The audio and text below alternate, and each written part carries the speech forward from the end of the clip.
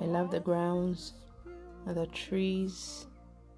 We had to take some out because the trees were like overpowering the lawn.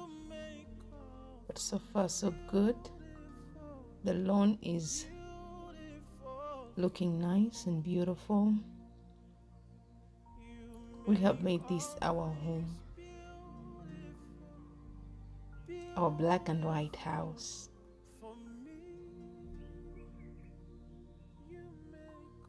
Look at nature. You know, it's rare to find places this beautiful with trees. When you wake up in the morning, you listen to the birds singing. You see monkeys jumping from one tree to the other, playing with their tiny babies. I love it here, and we're calling it home.